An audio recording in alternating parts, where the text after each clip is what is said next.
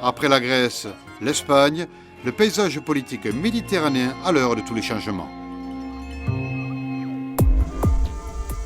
Introduit par les congrégations religieuses au XIXe siècle, le français a été déclaré langue officielle au Liban en 1926, avant de perdre ce statut. Mais il reste aujourd'hui la première langue étrangère parlée au Liban, où 45% de la population libanaise est francophone.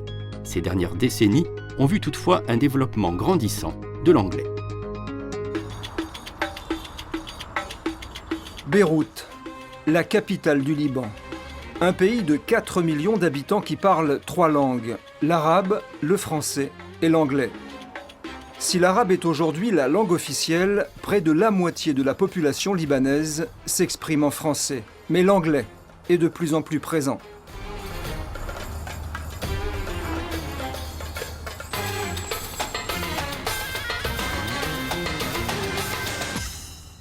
Pour comprendre l'importance de la langue française au Liban, il faut remonter à la fin de la Première Guerre mondiale. En 1919, après la chute de l'Empire ottoman, la France reçoit de la Société des Nations un mandat pour protéger la communauté chrétienne au Liban.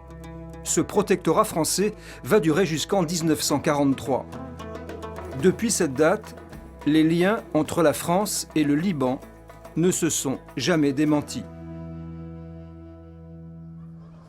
Aujourd'hui, la France est l'un des principaux partenaires politiques du Liban, ainsi qu'en témoigne la densité des relations dans les domaines économiques, scientifiques et culturels.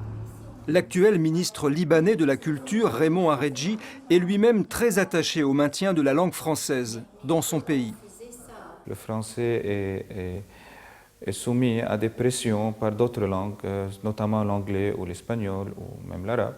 Mais bon, il est soumis à d'autres pressions, donc on fait tout pour maintenir le français à un niveau. Et ceci se fait par la collaboration avec l'ambassade de France et les différentes institutions gouvernementales françaises au Liban.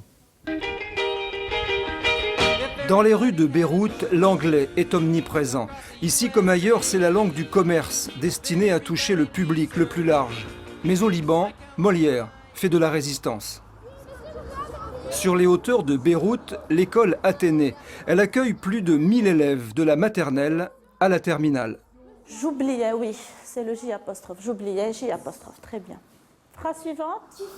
Nous sommes ici dans une classe de CM2. Au programme aujourd'hui du cours de français, le passé simple. Complète avec un pronom personnel qui convient. En classe, à l'école, ils apprennent, ils perfectionnent cette langue, ils apprennent la conjugaison, la grammaire, l'orthographe. Donc ce n'est pas dur, pas du tout. C'est une langue qui est facile à acquérir et à travailler à l'école. C'est d'autant plus facile que ces jeunes Libanais ont pour la langue française et pour la France une réelle attirance. J'aime beaucoup le français, c'est ma matière préférée. C'est une langue pas comme les autres. Tu peux l'utiliser toute ta vie. Ça veut dire, moi à la maison, je parle français, j'aime pas parler l'arabe ni l'anglais. Si on voyage quelque part où ils parlent français, on peut communiquer avec les personnes et leur parler. Où est-ce que tu aimerais voyager, toi ? En France. Mettre son enfant dans une école francophone relève du choix des parents. Tous ne le font pas. Le français n'est pourtant pas réservé à une élite. Au Liban, le français est parlé par toutes les couches de la société. Ça fait partie de notre inconscient collectif. Nous avons toujours fonctionné, nous avons toujours voulu nous exprimer en français.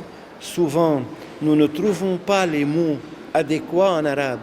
Donc, nous faisons appel à notre patrimoine de langue, nous faisons appel à notre vocabulaire enfoui dans notre inconscient pour pouvoir exprimer nos sentiments.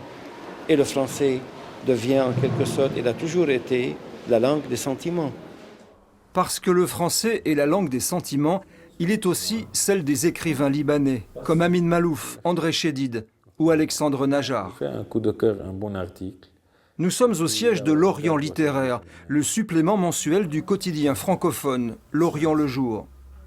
Pour Alexandre Najar, le français est avant tout la langue de la liberté, la langue de Voltaire, d'Hugo et de Camus, une langue dont il est tombé amoureux très tôt.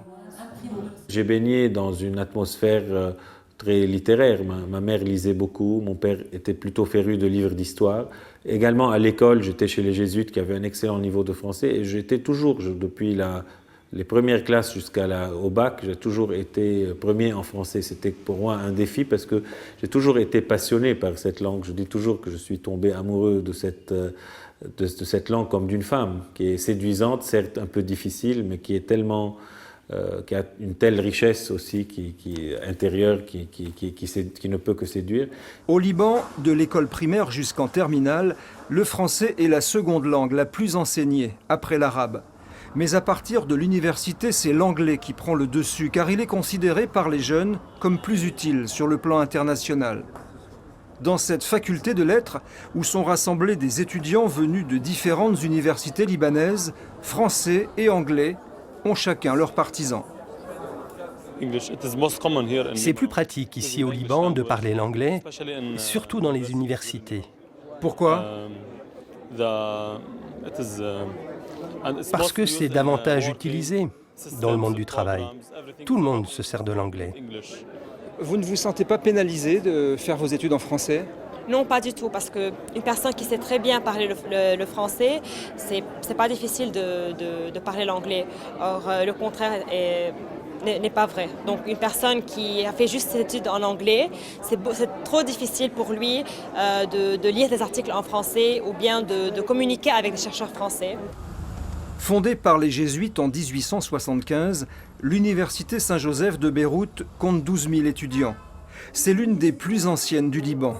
Jusqu'à ce jour, 95% de l'enseignement se faisait en français, comme par exemple dans ce cours de ressources humaines.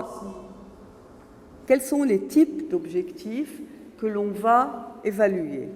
Mais face à la pression anglophone dans l'enseignement supérieur, le recteur de l'université Saint-Joseph est bien conscient qu'il va devoir modifier son offre linguistique. Au niveau des masters, je pense qu'on est en train de s'acheminer vers la création de quelques masters en langue anglaise pour répondre à la demande du marché et en même temps pour ne pas trop perdre d'étudiants.